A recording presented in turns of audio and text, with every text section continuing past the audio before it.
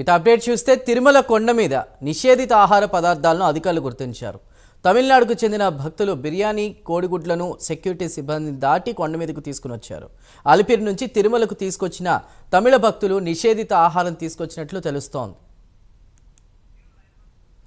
Right, ఇక దీనిపై మరింత సమాచారం అందించడానికి మా ప్రతినిధి సునీల్ సిద్ధంగా ఉన్నారు. సునీల్,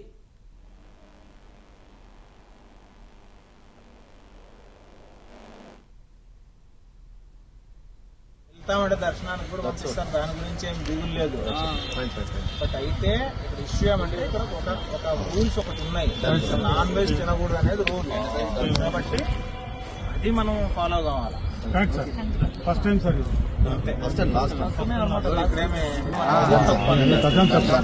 ఇష్యూ రావడం ఎవరు తప్పు పట్టలేదు. హ్యాపీగా వెళ్తామంటే దర్శనానికి కూడా పంపిస్తాను, దాని గురించి ఏం దిగులు లేదు.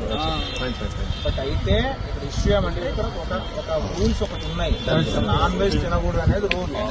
కాబట్టి అది మనం ఫాలో కావాలి. ఫస్ట్ టైం సార్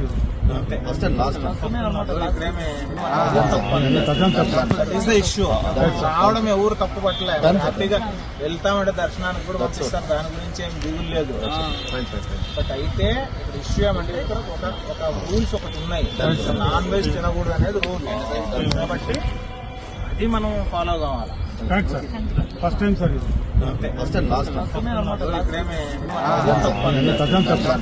ఇష్యూ రావడం ఎవరు తప్పు పట్టలేదు. హ్యాపీగా వెళ్తామంటే దర్శనానికి కూడా పంపిస్తాను, దాని గురించి ఏం దిగులు లేదు. బట్ అయితే ఇక్కడ ఇష్యూ ఏమంటే ఇక్కడ ఒక రూల్స్ ఒకటి ఉన్నాయి. నాన్ వెజ్ తినకూడదు అనేది రూల్. కాబట్టి అది మనం ఫాలో కావాలి. ఫస్ట్ టైం సార్ తిరుమల కొండ మీద నిషేధిత ఆహార పదార్థాలను అధికారులు గుర్తించారు. తమిళనాడుకు చెందిన భక్తులు బిర్యానీ కోడిగుడ్లను సెక్యూరిటీ సిబ్బందిని దాటి కొండ మీదకు తీసుకుని వచ్చారు. అలిపిరి నుంచి తిరుమలకు తీసుకొచ్చిన తమిళ భక్తులు నిషేధిత ఆహారం తీసుకొచ్చినట్లు తెలుస్తోంది. మరింత సమాచారాన్ని మా ప్రతినిధి సునీల్ అందిస్తారు.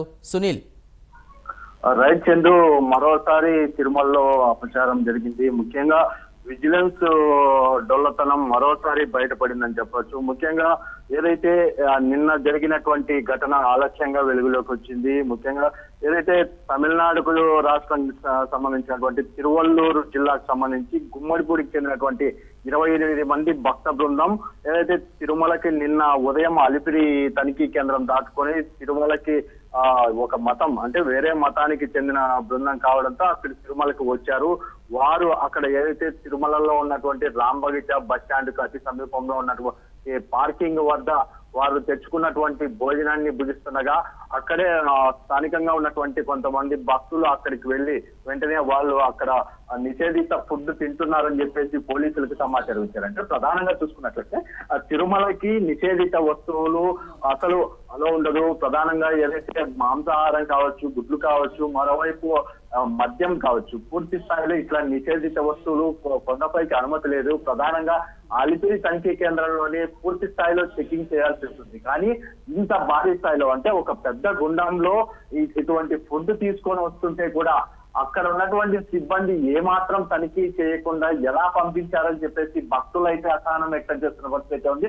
ఏదేమైనప్పటికీ విజిలెన్స్ నిర్లక్ష్యం కారణంగా తిరుమల అపచారానికి రోజు ఒక అపచారమే జరుగుతోందని చెప్పేసి భక్తులు అయితే ప్రశ్నిస్తున్నారు. ముఖ్యంగా ఏదైతే నిన్న జరిగినటువంటి ఘటనకు సంబంధించి పోలీసులు కూడా అప్పటికే అక్కడికి చేరుకొని వాళ్ళ దగ్గర ఉన్నటువంటి ఫుడ్ ను సీజ్ చేసి దాన్ని పారేయడం జరిగింది. ప్రధానంగా ఇట్లాంటివి తీసుకురావడం తప్పు కదా అని చెప్పేసి భక్తులను ప్రశ్నిస్తే మాకు తెలియక తీసుకొచ్చాం, కనీసం అక్కడ ఎవరు మమ్మల్ని దీన్ని చూసి ప్రశ్నించిన వాళ్ళు లేరని చెప్పేసి వాళ్ళు చెప్పిన మాట చూస్తున్నట్లయితే ఏదైతే తిరుపతి అలిపిరి తనిఖీ కేంద్రం ఎటువంటి చెకింగ్ చేస్తున్నారు, ముఖ్యంగా ఎలా అక్కడ పనిచేస్తున్నారు సిబ్బంది అనే దాన్ని ప్రశ్నార్థకంగా మారిందని చెప్పొచ్చు. ఏది ఏమైనప్పటికీ ఇక్కడ అధికారులు మారినప్పటికీ ఇక్కడ సిబ్బంది మాత్రం ఎటువంటి పనితీరు సరిగ్గా లేదని చెప్పేసి ఇక్కడ పూర్తిగా భక్తులు ప్రశ్నిస్తున్న పరిస్థితి ఇక్కడ కనపడుతుంది. అంటే ప్రధానంగా ఏదైతే తిరుమలకి ఇటువంటి వస్తువులు ఎలా తీసుకొస్తున్నారు, ఇలా ఫుడ్ ఇంత భారీ స్థాయిలో అంటే ఒక వ్యాన్ లో తీసుకొస్తున్నటువంటి ఒక పెద్ద గుణాన్ని పూర్తిగా చెకింగ్ చేయకుండా ఎలా అధికారులు